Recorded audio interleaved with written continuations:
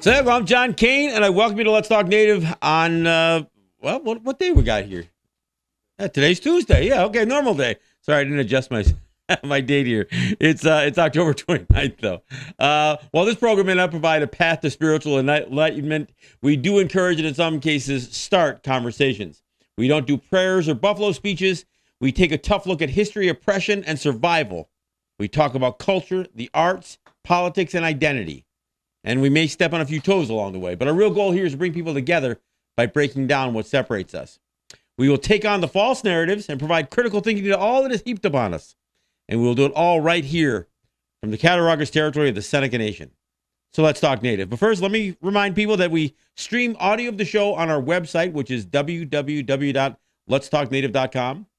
We take we record video of the show. We stream that video on our YouTube channel, or on our Facebook pages, via Facebook Live. We take the audio and we put it up as podcasts after the show, and we take the video, we put it up on our YouTube channel, which is Let's Talk Native TV. All right, got that out. Look, I'm John Kane. I am the host and producer of the show, and I'm joined in studio by Jake Proud, who manages our audio and our video, so we can put it all up on our podcast and our YouTube channels. But let's get into it. Look, there are a lot of words that sometimes feel like they are specifically intended to talk, to be referenced to Native people. The word sovereignty, for instance, it's not really one of our words, but it's a word that people oftentimes connect directly to Native people trying to assert their own distinction on autonomy. Not really our word. It's really a word more about power and control, and less about a free and independent existence. But I see how that happens. Now, another word that we see or we hear and we see thrown around a lot is genocide. And there's also a tendency to take a word like genocide and alter it slightly, sticking the word cultural in front of it or something else. So I want to define what genocide is, tell a little bit of history, where it comes from, define it, explain it, give examples of it. In fact, as I give the definition of genocide, you may think it's not even necessary for me to give examples, but I will do that. And and I think it's important that people understand the history of the word. It is not it is a word that basically got used to give clarity, not with no reference to Native people. Let me back it up. So genocide is a word that gets coined in 1944 by a man named Raphael Lemkin. Now, he defines this word, and he invents the word, essentially putting two Greek prefix and a suffix together, geno, which sometimes means a race or a people, and side, which essentially means killing. Now, it doesn't mean just the killing of a racial group, much to the dismay of some people like Suzanne Harjo, who wanted to argue with me over what the definition of genocide was. It is much more broad than that. And when I was doing battle with Ms. Harjo over this thing, I appreciate folks like Stephen Newcomb weighing in and trying to help me to set her straight. Whether it really did or not, who knows. But and the best way to kind of explain what the definition of genocide is, or what genocide means, is to get to the specific definition. But before Lemkin contrives this word and tries to define it, there was another word that was used. So again, 1944 is when he coins the phrase and begins to introduce the word genocide and the concept that he wants that word to represent. But before that, there was another word. The word was called denationalization.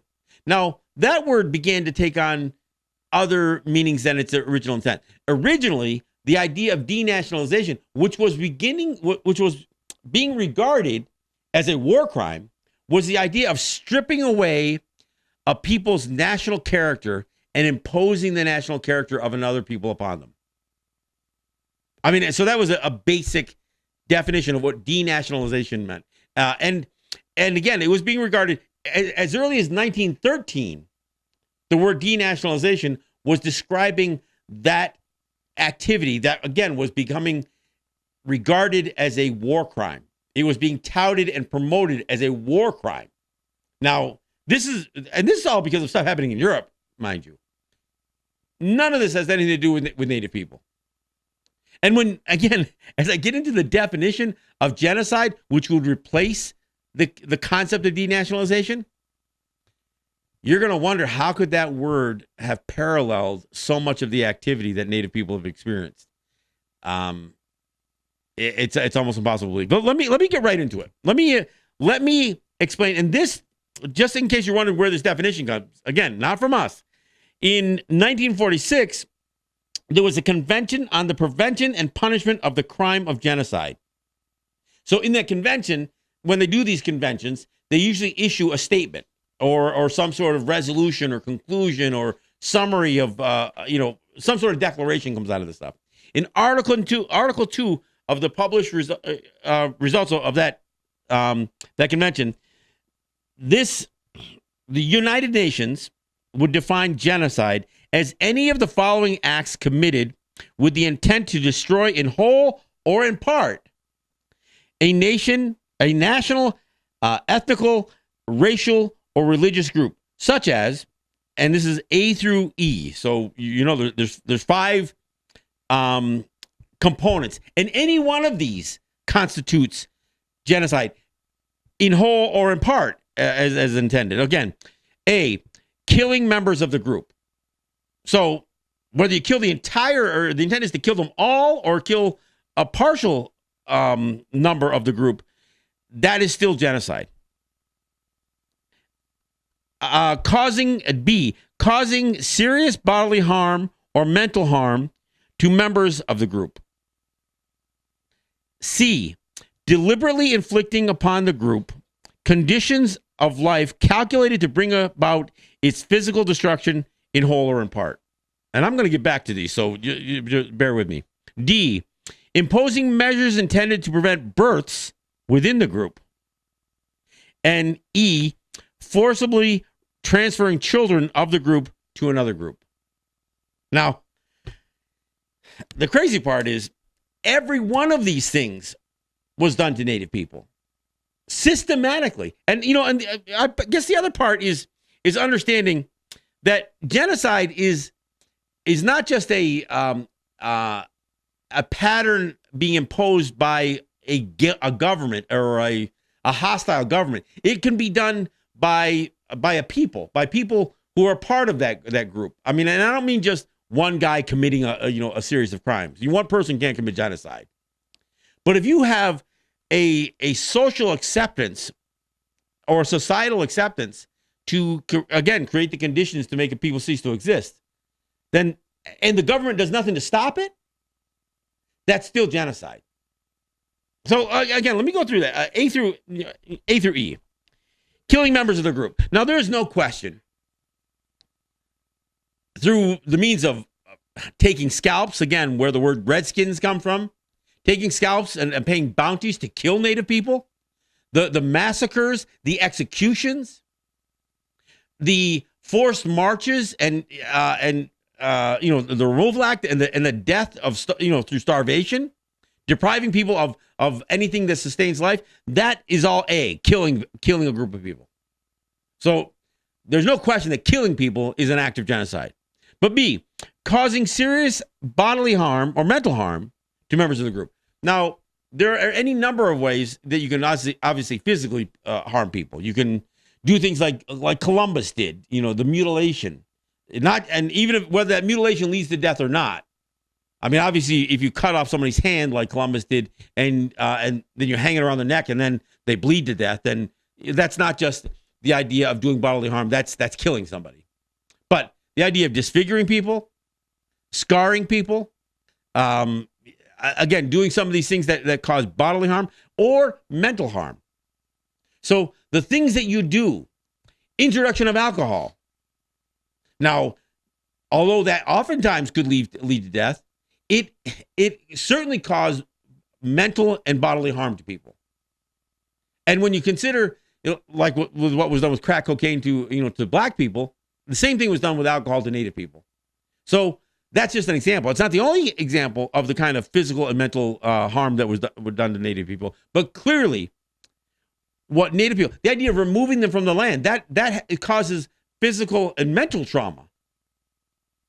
I mean, the idea of stripping that part of a person's identity, where they live, their home.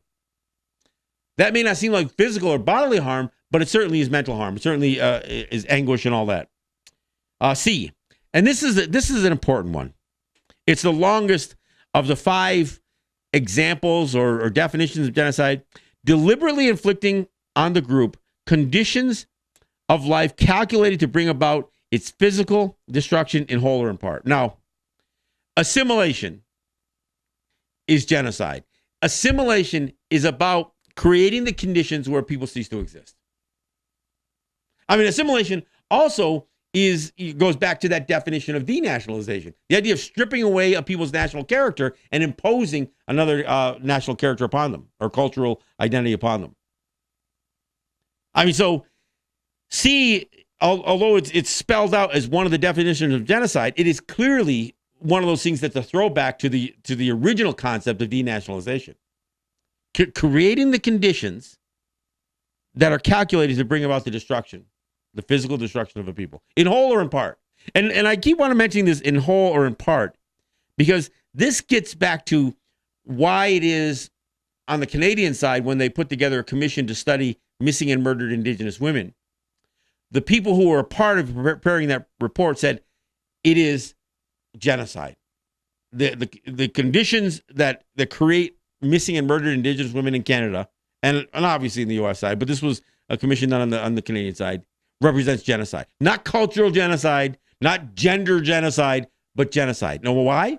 Because when you allow the death and destruction, and of course, you also have some of the police involvement in some of the missing and murdered Indigenous women, but the failure to prosecute, investigate, charge, indict, punish, in any way, shape, or form, enforce the existing laws that should be utilized to stop, put an end, prevent, and again prosecute what is happening to Native women. The failure to do that is a failure of governance, and the failure to do that is allowing a significant portion of our population to not only be eliminated, killed in the case of murdered, missing in the case of might be killed, might not be killed, but certainly creating the conditions where our women, again, a part of our people, our women are all undergoing a certain amount of psychological damage because they're living under threat. So there's no question that the conditions that are allowed to continue or encouraged to continue in the U.S. and Canada that create missing and murdered Indigenous women do constitute, by definition, by international definition, mind you, genocide. D, imposing measures intended to prevent births within the group. Now, look, it wasn't just in residential schools, but in residential schools, there was a wholesale use of sterilization against young girls. In particular, young girls who were being clearly defined as full blood. Again, we get into this whole blood quantum issue, and there's a reason that the full-blooded girls were being chosen for this, but not just for this mutilation, but for this sterilization. The reason is because if a young girl was already mixed, they felt like, all right, assimilation is already on its way. If they're already half native, half white, then their kids, there's a good chance their kids are going to be, less and less native. But they felt like if you've got a native girl who's clearly full-blooded, they may not have the propensity to have children with a white man. So let's just not let them have children. So the sterilization of young girls began in large part at residential schools, but through Indian Health Services, it would continue through not just through foster care, but through, again, the United States fulfilling its commitment to provide health care to Native people in exchange for some of the ceded lands. That health care oftentimes included our women being sterilized, unbeknownst to them, against their will and without their knowledge. So I mean, D is clearly, and one of the reasons we know this is because back in what I think it was 73 or somewhere along those lines, when AIM and others took over the Bureau of Indian Affairs in Washington, D.C., they uncovered the files that talked about the sterilization programs in being operated out of the Interior Department. So we know it. We've seen the evidence. We know that exists. And of course, E, forcibly transferring children of the group to another group. I mean, look, that is not just the idea of the residential schools stripping kids away from their families and then putting them in essentially an assimilation factory. And I guess that might seem like an exaggeration. It's not. But these schools were considered asylums. I mean, to be clear, they weren't just schools. I mean, here in the Cattaraugus territory of Seneca Nation, when you talk to people who went to Thomas Indian School, they used to refer to it as Salem. Yeah, I went to Salem. And what Salem is a kind of a bastardizing of the word asylum. Because that's what the schools where Native kids were being forced to go to, that's what why were they called asylums? Because just by virtue of being Native, our kids were being considered mentally handicapped. So the race or ethnicity of our people was already being regarded as a disability. No, it wasn't, but that's the way the state and the federal government were treating it. And of course, this forcibly removing of children it wasn't just about residential schools. It's the foster care program. It's the 60s swoop. It's what the Truth and Reconciliation Commission of Maine was studying. The wholesale stripping away of kids from Native families, placing them in white households, so they could claim to be doing something that was generous, merciful, I don't know, altruistic, but it was really about calculating the physical destruction of a people by stripping away culture, by stripping away identity. So residential schools clearly represent genocide. So on the Canadian side, maybe we'll play the Murray Porter song at the break. Is Sorry Enough, because that song is based on the Truth and Reconciliation Commission that was set up to look at residential schools in Canada. So out of that comes a report. In the report, Murray Sinclair, a Native person, who is the one chairing and heading up this commission. Again, even before this missing and murdered Indigenous women determination, but this seemed almost like, I don't know, like groundbreaking. But he called the residential schools of that era cultural genocide. And look, everybody's, oh, he did it. He called it genocide. No, he called it cultural genocide. And that's what I was talking about when I first opened up on the subject. The idea of taking the word genocide and then sticking a word in front of it as if somehow you're softening it. Make no mistake. Anything you do that creates the conditions to cause the physical destruction of a people, like stripping away the language or national character, is genocide. You don't have to stick the word cultural in front of it, or spiritual, or ethnic. Genocide covers all those things. It doesn't need a precursor. In fact, the precursor oftentimes makes it seem, it's like taking the word sovereignty and putting the word tribal in front of it. Oh, we don't mean real sovereignty. We mean tribal sovereignty. Oh, nation. No, we'll put the word tribal in. We don't mean a real nation. We mean a tribal nation. I mean, that's what these precursors do. If you want to diminish the definition or the meaning of a word, stick words in front of it. So that's what Murray Sinclair did, and that's why I opposed it.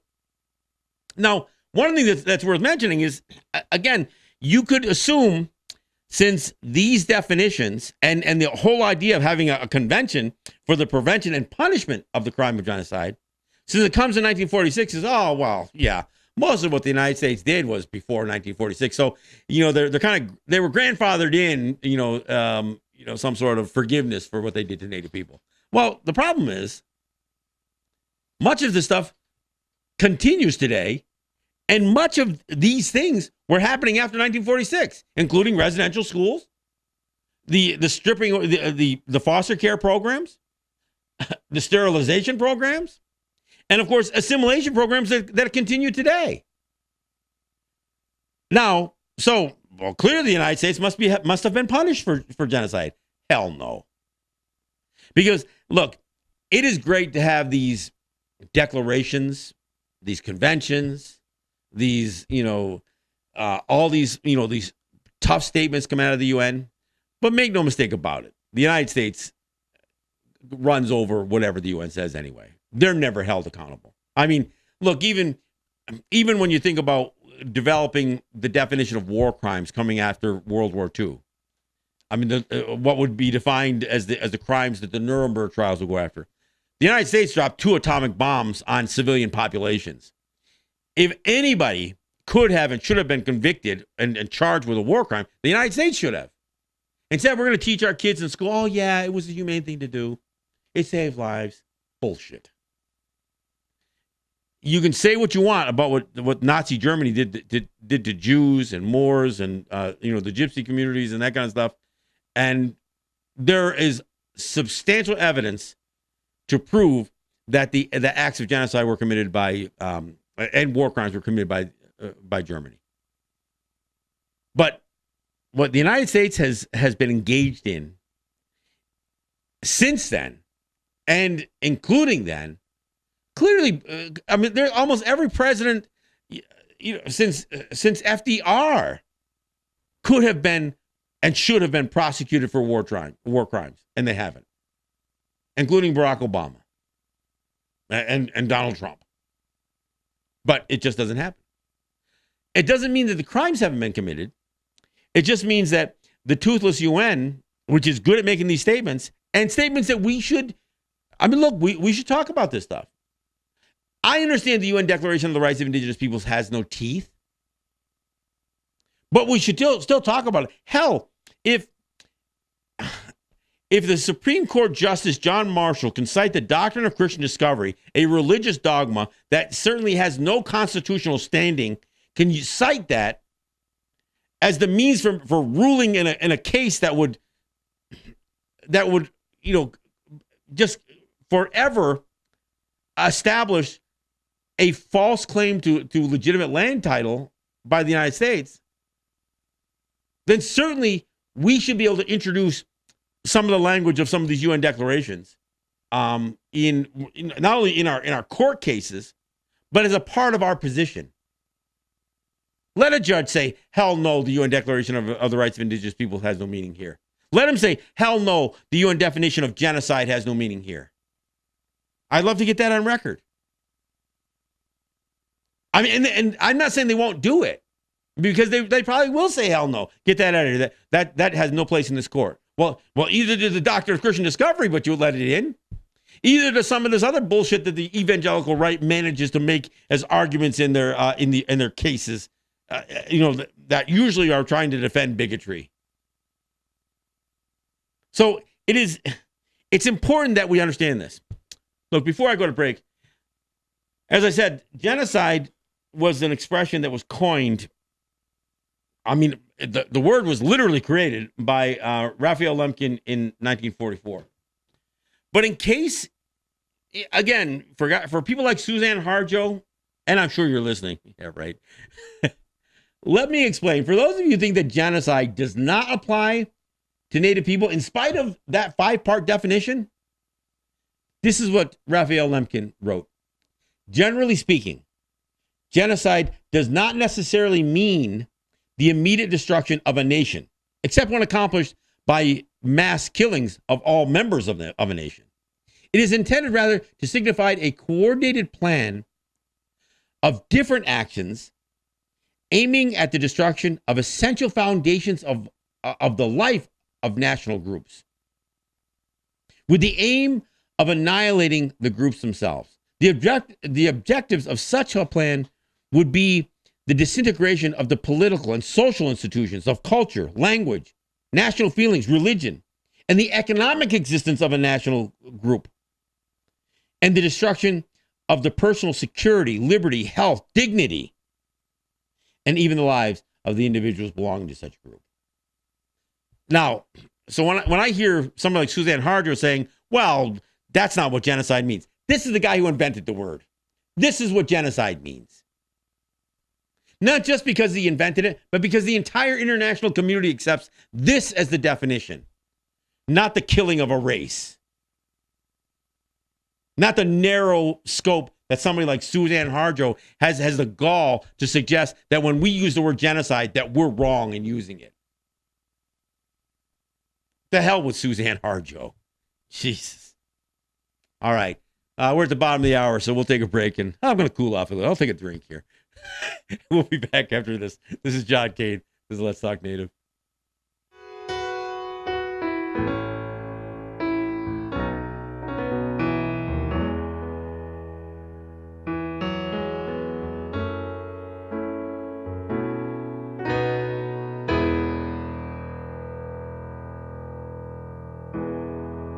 Now you say you're sorry.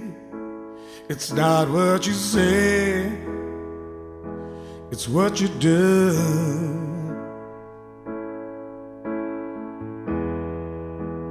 Tell us you'll do better, but it's hard to believe in you.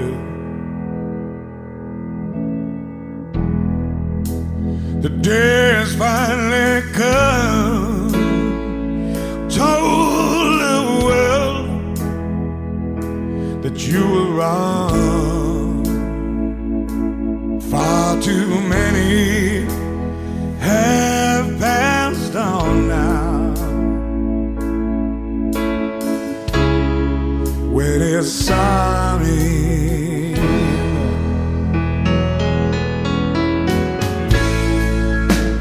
took away our children, stole our mothers down, laid waste to our traditions. Wasn't that enough? Separated from our culture so many years, so alone, with no mothers and no fathers, in a world so far from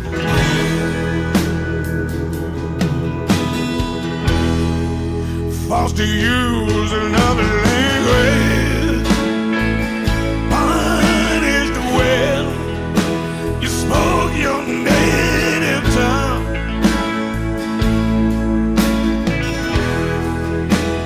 trying to kill our spirit here,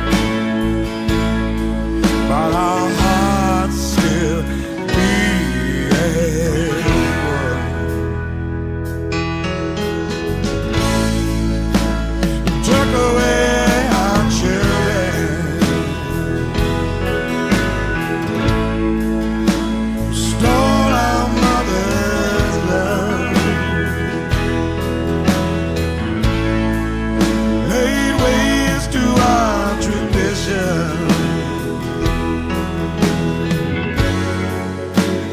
Wasn't that enough?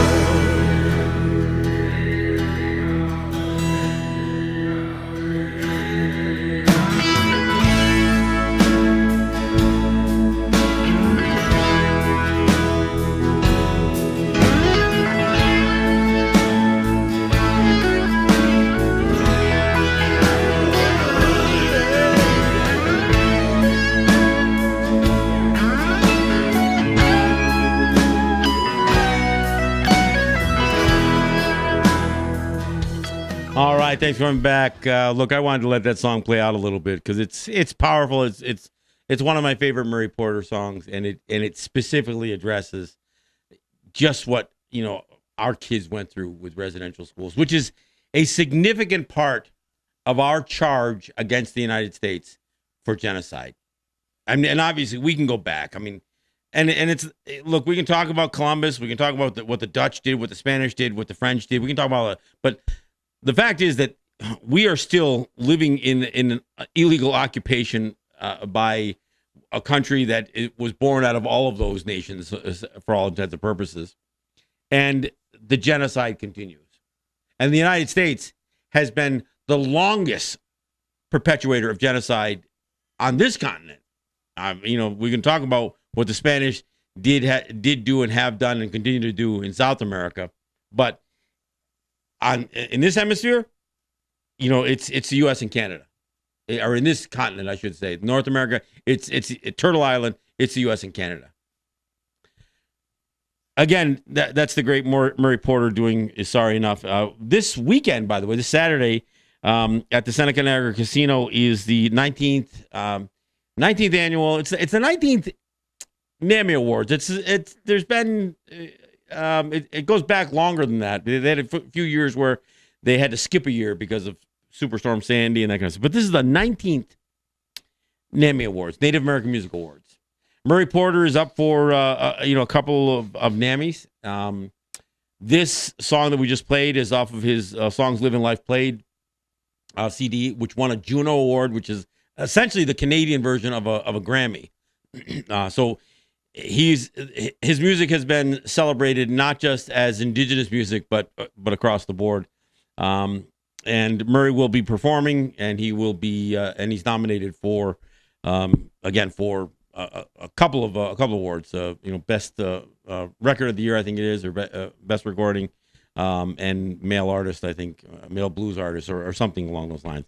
But I do plan to go. Look, I was asked to possibly even live stream, some a bit of the red carpet as people came in. I'm not sure that I can actually pull that off, but I certainly appreciate the invite, and I may try to bring my portable recorder and try to get a couple of interviews or something like that. Maybe I'll get some people to sing praises of Let's Talk Native or whatever. We'll see what we do here. But unfortunately, I can't tell you to go get tickets to watch the NAMIs because it's sold out. I mean, and this is the first time. And, they've changed the format a little bit. It isn't just rows of seating. It's more of an elegant and a gala. So it's more like, tables and, with some food and that kind of stuff. Last year was the first time they changed the format, and this year they are completely sold out. There's not a chair left in the house. So that's that's this Saturday from 7 to 10 p.m. Now I assume that some of this is going to be recorded, and we will be able to somehow direct you to see some of this. Wes Studi, who just this week received an Oscar, not just the first male, but the first native actor to receive an Academy Award. As a lifetime achievement. Now, the reason we have to specify first male and first actor is because the first Native person to receive an Oscar was actually Buffy St. Marie, and she received it for "Lift Us Up" or "Up Where We Belong," which was the song, the title song to an officer and a gentleman, and she wrote that with her husband at the time, and she that song received. An Academy Award, and so that Buffy St. Marie is the first Native person, although she wasn't an actress. She was the first Native to receive an Academy Award, and that was specifically tied to a specific movie. Wes Studi is receiving as an actor. He's the first male, the first actor Native to receive an Academy Award, and he's going to be hosting along with Mickey James. So anyway, I look forward to that. That's coming up this weekend. Wanted to mention it because of the song. Wanted to mention it because of my buddy Murray coming back from the West Coast to the East Coast to be, or the East Side of Turtle Island to do this show. So looking forward to that. Hey, look, I do want to thank my sponsors. I want to give a shout out to my good friends and supporters, Ross and Holly John and the RJE family of businesses, Eric White in ERW Enterprises, my friends at Grand River Enterprises and Native Wholesale Supply. Look, you three entities, you three are the ones that that help us continue. We are in our 10th year. Very proud to say that we are in our 10th year of doing not just this show, but just doing a show like this where we can speak openly, candidly, directly, and strongly. Look, I'm not going to pull any punches. There's no soft blows here. I'm not trying to do, and I said this about my show in New York, I don't do feel-good radio. I'm not telling you to listen to my show so you can feel good. I'm telling you to listen to the show so you can leave and be empowered and say, look, I heard something that I'm going to repeat now. I heard something that helps me verbalize what I've already knew, but never knew how to put to words. Not just because John Kane said it, but perhaps because some of my guests have. But that's why we do the show. And we couldn't do it if we didn't have really, really consistent support from, again, ERW, Rothschild Enterprises, and from Grand River Enterprises. Couldn't do it. Now, look, I know there are others that do support the show in a variety of ways. There's some that occasionally will drop a check in the mail and help us, get when we get up against a wall and we're a little tight, or we need to buy some new equipment, have a major breakdown or whatever else. Look, this is what I do. So anybody who supports, not just the guys who do it weekly or monthly, but the ones who even do it occasionally, you guys help in a big way. But I also got to give a shout out to those of you who help by sharing the show. Those of you who, again, encourage people to subscribe to the group pages or to the podcast or to the YouTube channel. Those of you who share the show, folks like my wife, who at the start of every show shares our Facebook live streaming on several dozen group pages. And she does that every show. And that's why it's so available for people to see it. Now, the idea of listening to a full 1 hour video on Facebook may not always appeal to people. But so what we do is we take that show, we put it up on our YouTube channel. But on our YouTube channel, we also have short form videos. Sometimes they're only 5, 6, 7, maybe 10 minutes long, including the last one that we did, the one on Columbus in his own words. And I encourage it. We've had over almost 2,200 views on that video. And the reason that it's been viewed that many times in a relatively short period of time is because people are sharing it. And I have to thank those of you who do that. But the reason to share it isn't just to give me views. The reason to share it is so people know the information. So whether it's the Ruth Bader Ginsburg video or the Indian Gaming Regulatory Act video, or my definition and clear defining of racism, which is, like with this show. Sometimes we have to take the time to make sure that these definitions of these words are not muddled. And like I said, the easiest way to confuse a word is to stick a word in front of it, like cultural genocide. So that's why today I wanted to make a firm commitment to be clear about what genocide means, what it is, and why we say it still continues. And that we're not just saying it. We can produce the evidence. Assimilation is exactly C in the definitions. It is deliberately inflicting on a group conditions of life calculated to bring about its physical destruction. Look, I did a show, I don't know, a month ago, and I said, look, yeah, that's racist too. And what I was referring to is the failure to recognize us as a distinct people is in of itself a racist act. Because if you refuse, and when I say you, I don't mean John Doe on the street. I mean Governor Cuomo, President Trump, Senator Schumer. If any of you people who claim to be in positions of authority or power can look at me and say, no, I refuse to recognize you as a distinct person, that is an act of racism. Because, for one thing, your refusal to do so is your imposition of, again, your attempt to subjugate me. Because there is no legal act. There's no treaty. There's no surrender. There's no, praying for some sort of relief where we say, please make us one of yours.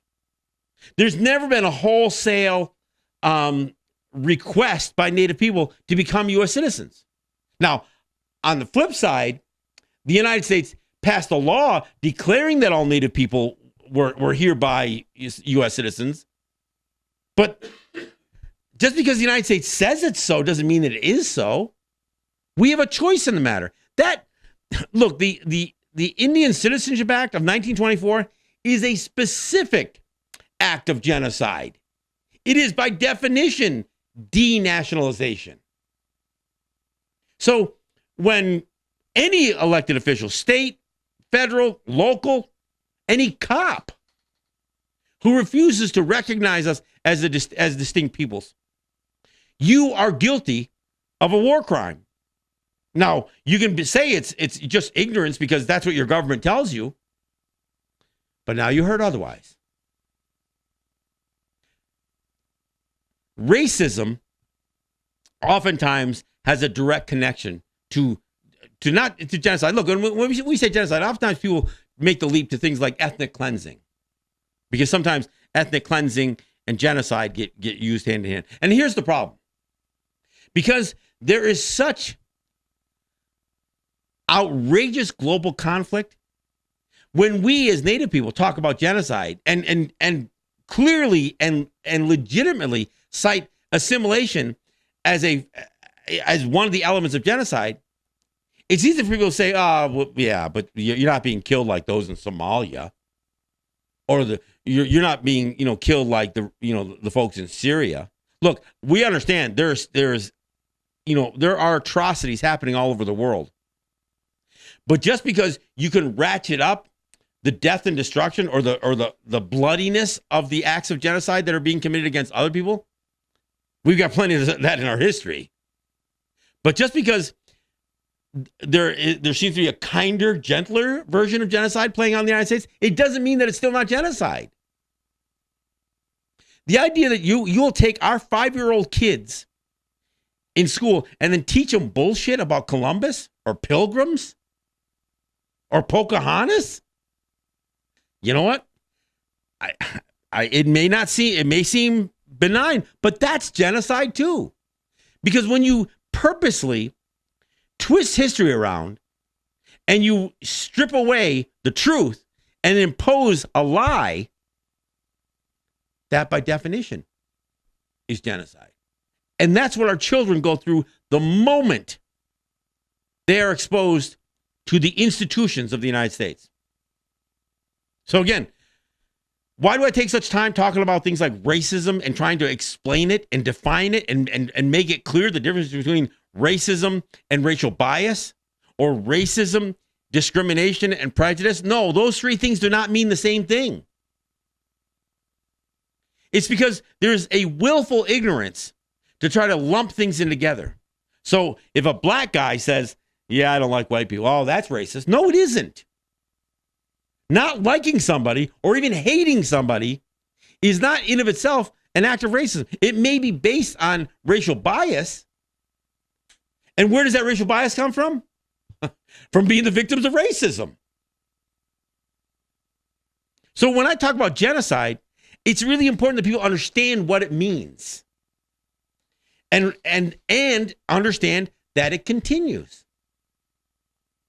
It's not hyperbole to say that the conditions that allow and create missing and murdered Indigenous women is genocide. No, it's not. It's not an exaggeration. It's a definition.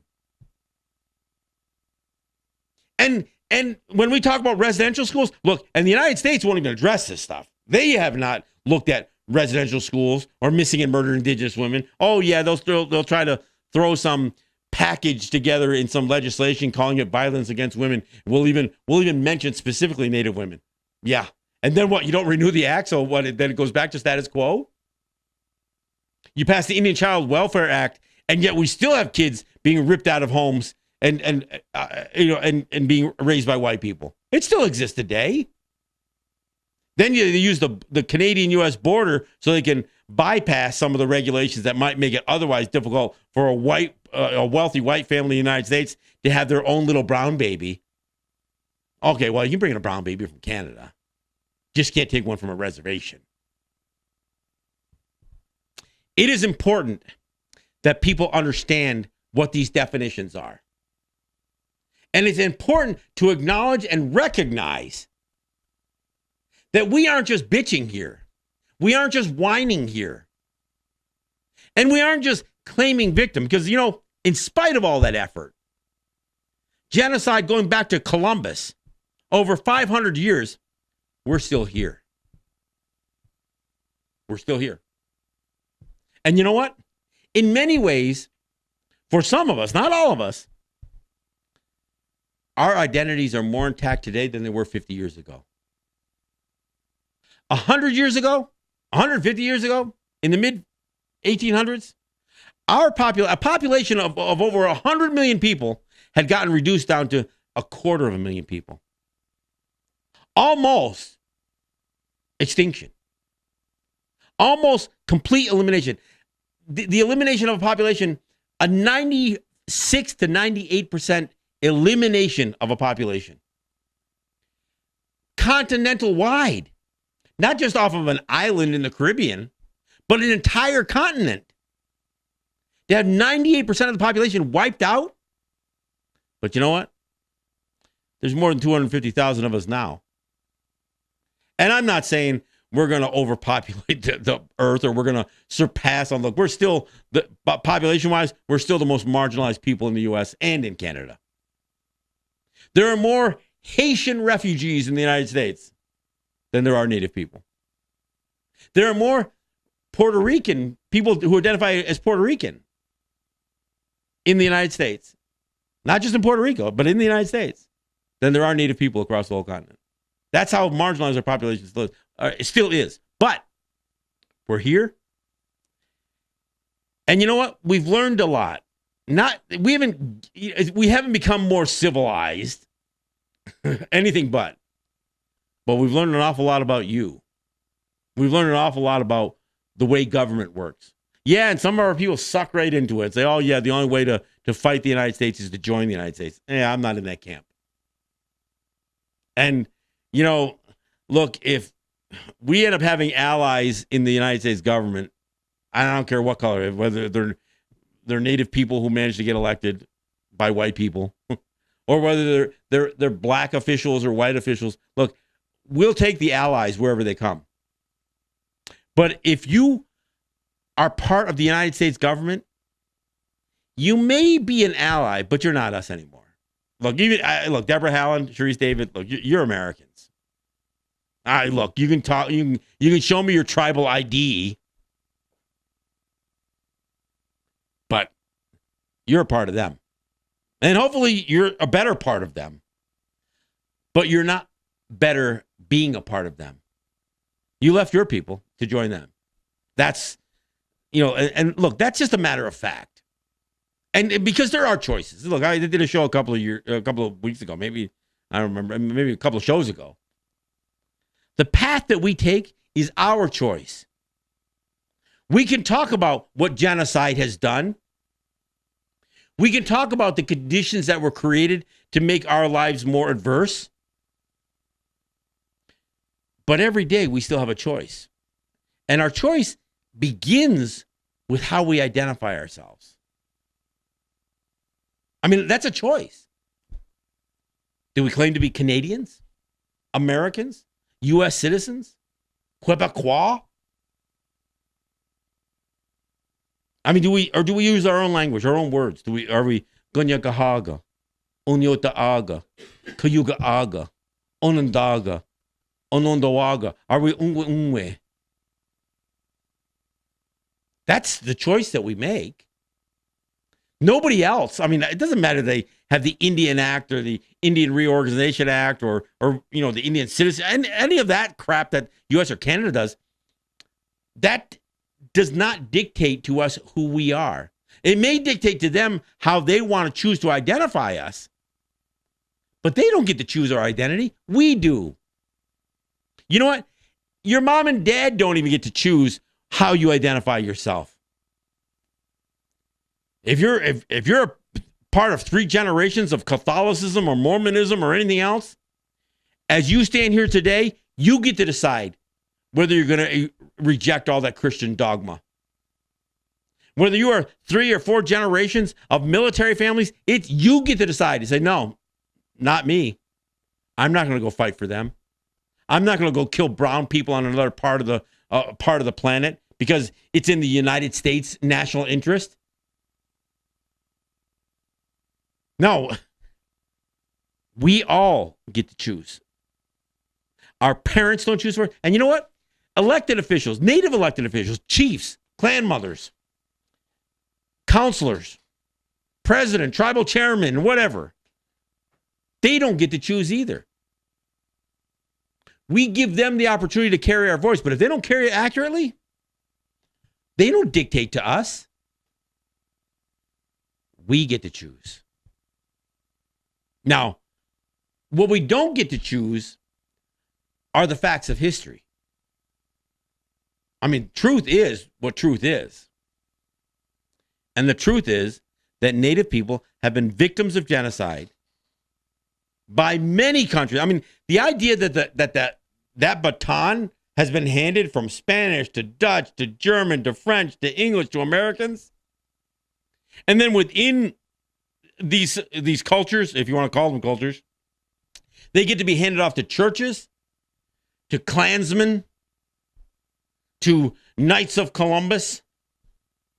That even within their groups, they can hand off some of this will to to spew racial bias and to continue the acts of genocide. Look, that baton gets handed off to a kindergarten teacher who's going to fill the heads of our children with bullshit. But we get to decide what we do with our knowledge, including sharing it with our children or correcting our elders. My good friend Sugar Montour told me that I need to write the book Lies My Elders Told Me. And that is a commitment that I plan on fulfilling.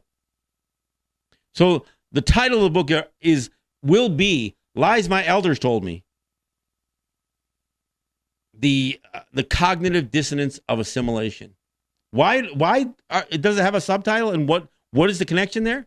Because we have had multiple generations that have experienced different levels of genocide. Not always the softer, kinder genocide of assimilation. And I'll tell you, assimilation is not always kind and softer either. But we have had generations of people who have experienced genocide in such a manner that they were forced to encourage us not to speak our language. They were forced to not hand down certain teachings and elements of our culture.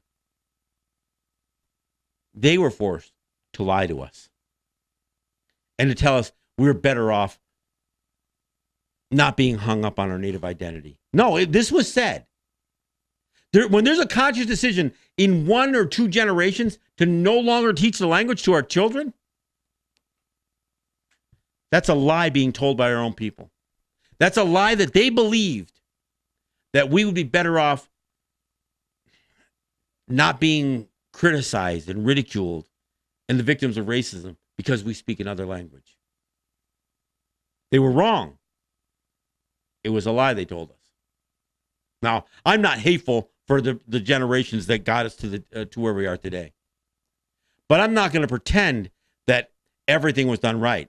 Look, I feel strongly that language is important, but it is important to realize that much of what we experienced in terms of genocide, much of what we experienced in terms of being defrauded of our lands and screwed this way or that way, occurred while we still had our language.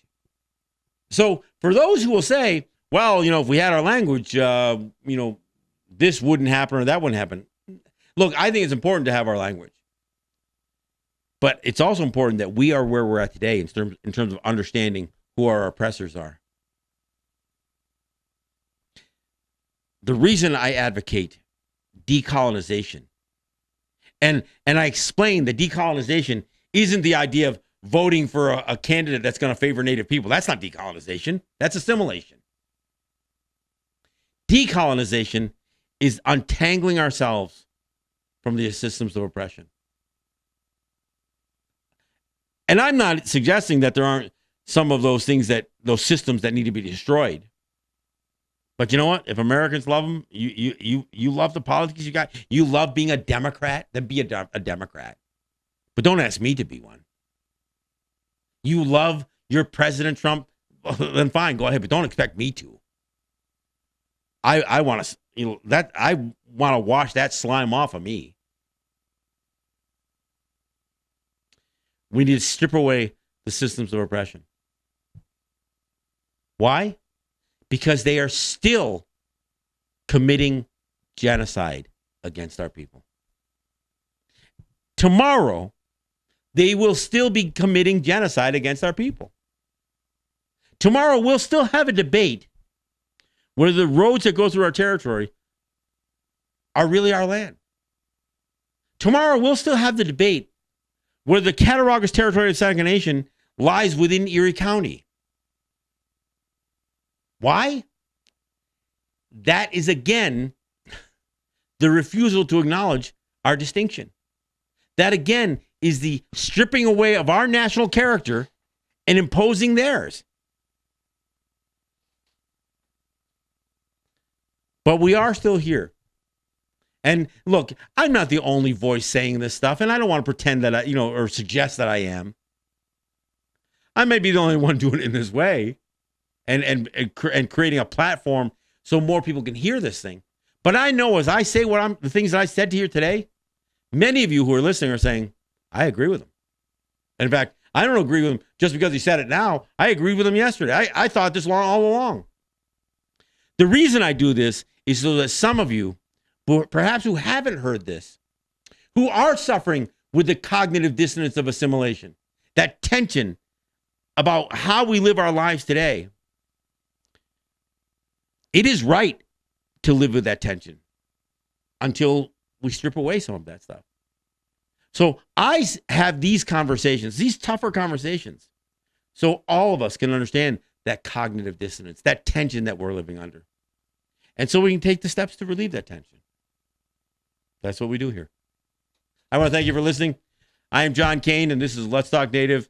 And look, we'll be back here on Sunday. Again, Saturday's the Nammies. Well, I'll be at the Seneca Niagara Casino, so we'll be doing our Saturday show, our normal Saturday show on Sunday night. We'll see you on Sunday night. Yahweh.